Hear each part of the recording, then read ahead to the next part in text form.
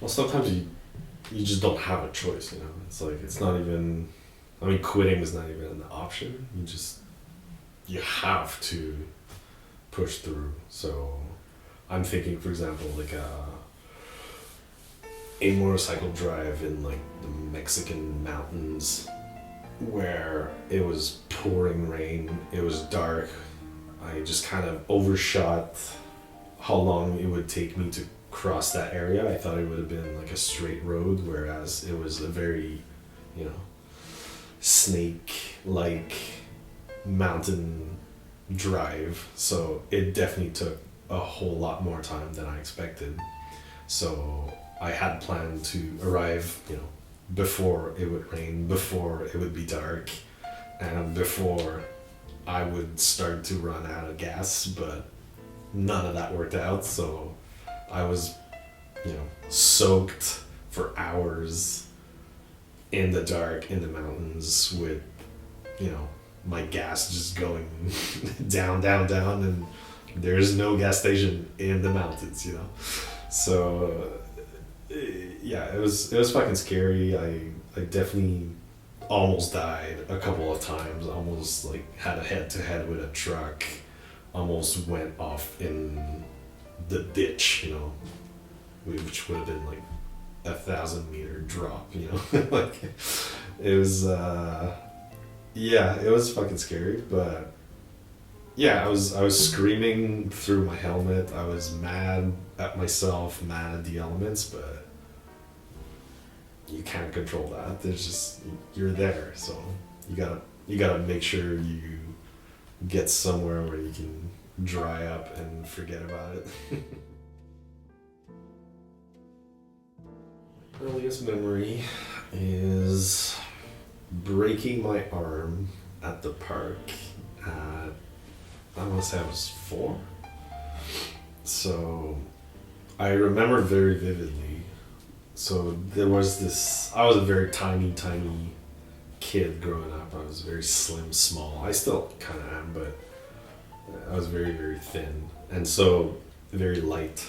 And when I was 4, my neighbor at the time, who was a teen, was babysitting me and took me to the park, and there was this spiral slide that, I don't know, I just went in it, but instead of turning with it, I just went through it and just flew overboard.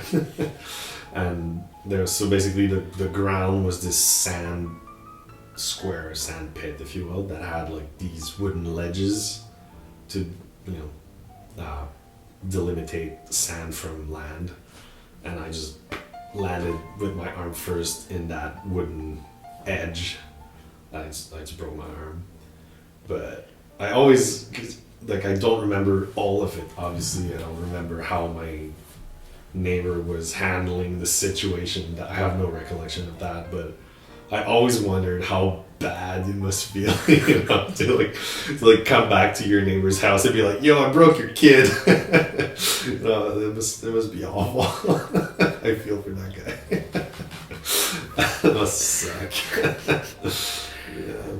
So I want to say that's the earliest thing I remember. I remember also being at the hospital and having like a cast put on, a tiny, tiny, tiny cask. I remember that.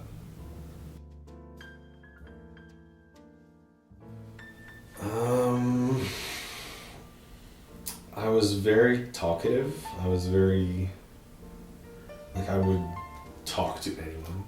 Like, I had very early on, well, at least that's what my mom tells me. But from what I gather is I was very outgoing, and like my speech was very good even at a very young age. Like I was very good at approaching people and starting conversation at a very, very young age. Sometimes it apparently would people would be thrown off and be like, "Oh shit, like this kid can actually hold a conversation," you know. But yeah, so I was very talkative. I would, you know, go talk to anyone, anytime. But at the same time, I was very